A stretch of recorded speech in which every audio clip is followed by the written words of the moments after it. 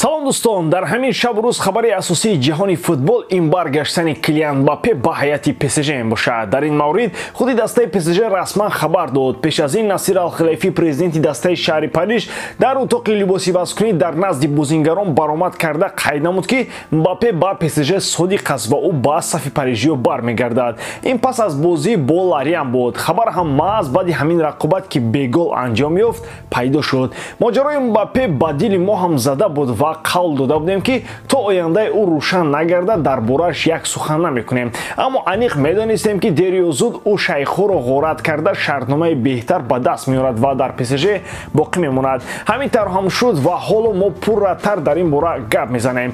охирин хабарҳои дигар ҳам мисли ҳамеша дар видеои имрӯза пешниҳоди шумо мешавад. танҳо бо як лайк ба ин навор метавонед аз хабарҳои муҳимтарини футбол огаҳ шавед. дӯстон, моро бошад бозии навбатӣ дар Премер Лигаи Англия интизор аст. Манчестер Юнайтед во мехӯрад бо Вулверхэмптон. Прогнози мо ғалабаи манкуниянҳо бо фораи -1. ҳамчунин шумо метавонед интихоб намоед ки ҳардуи дастҳо гол мезананд, яъне обезабиют. интихоби худро бо сарпарасти видеои мо ширкати 1x бозам ҷолибтар гардонед. ин ширкат дербоз кору фаъолият дорад ва ба шумо беҳтарин шароитҳоро фароҳам меорад. танҳо дар мо ва танҳо барои шумо промокод тайёр кардем бо номи AMG 0777 ки шумо метавонед дар аввалин пардохтатон соҳиби $100 бонус гардед. ссилкаи бозӣ дар комментарияи ин видео.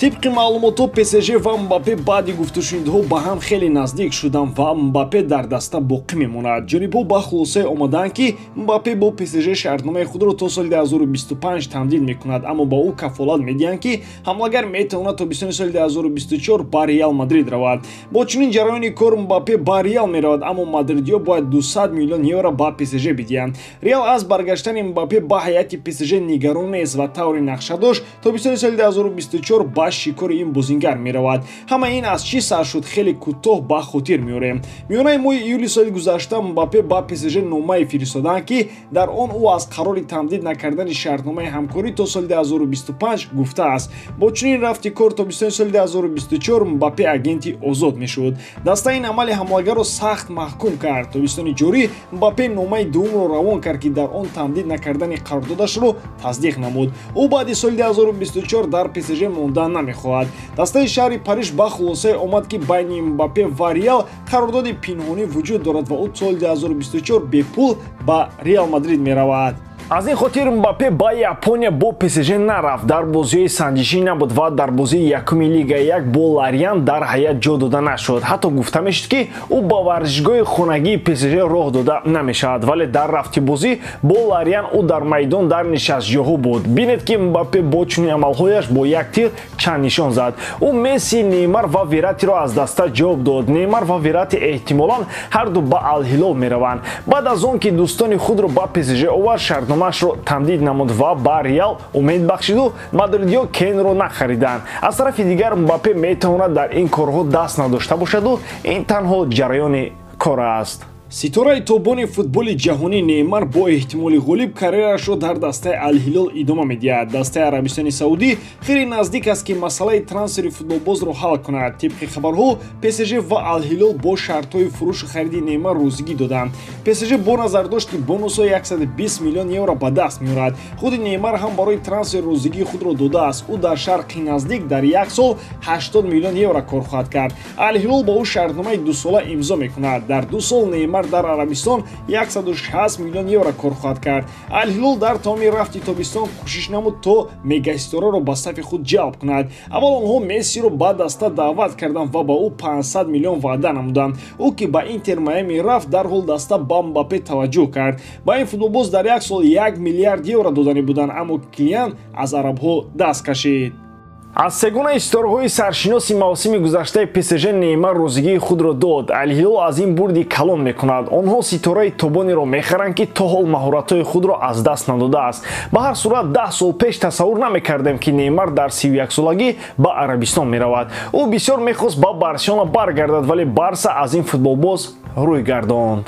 шаби гузашта боз чанд рақобати ҷолиб ва диданӣ сурат гирифтанд ки дар бораи ҳар якеашон кам-кам суҳбат мекунем, то тасаввуроти мо дар мавриди ин рақобатҳо боз пурратар шавад. Якум аз Англия мегӯем. Дидори марказии ин рақобати дастаҳои Ливерпул ва Челси буд. Ду дастаи нокоми мавсими гузашта ки дар мавсими нав амбитсияҳои бузург доранд, голи якуми дидор ки Ливерпул зад хеле олӣ буд. Он аз дарвозабон шурӯъ гардид. Макалистер дар ин гол собит кард ки барои чӣ ӯ трансфери беҳтарини тобистон аз нигоҳи нарх сифат мебошад. Салоҳ ҳам пас аз чанд иштибоҳ дар қабули тӯб паси сари вақтӣ дод. Луис Диас бошад гол бо усули хоси худ бо зӯриву азобу машаққат зад. Ливерпул бе бозингари такягоҳӣ бозӣ кард ва бояд гол мехӯрд. Омадани Дисаси ба майдон суолҳои зиёдро ба вуҷуд овард, вале маҳз ӯ ҳисобро баробар кард.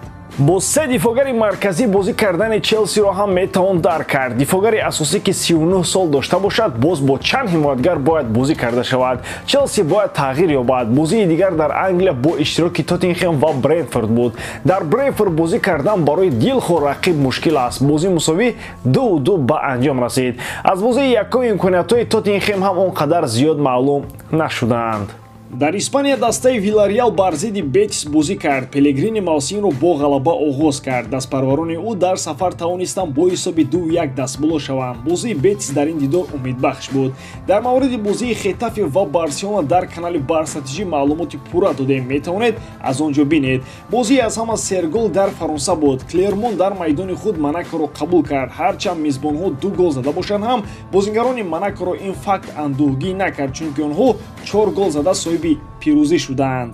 бозии дигар дар Фаронса бо иштироки Страсбург ва Лион буд. Ҳарчанд фаворити асосии ин рақобат Лион дониста мешуд, аммо Страсбург дар ин дидор бо ҳисоби 2-1 зафар ёфт. Трансферҳои хуби Лион то ҳол аз худ дарак надоданд, аммо ин танҳо оғози мавсим аст. Чунин буданд бозиҳои асосӣ шаби гузашта ки мо лаҳзаҳои асосии онҳоро ба хотир овардем. ба ҳамин тамом боридам ки эҷодкории ман ба шумо писанд меояд. Лайк, комментария ва дар канал обунок шуданро аз ёд набароред. Бо шумо мисли аввақта Муҳаммад Гайров. Хайр бародарон, дар паноҳи Аллоҳ.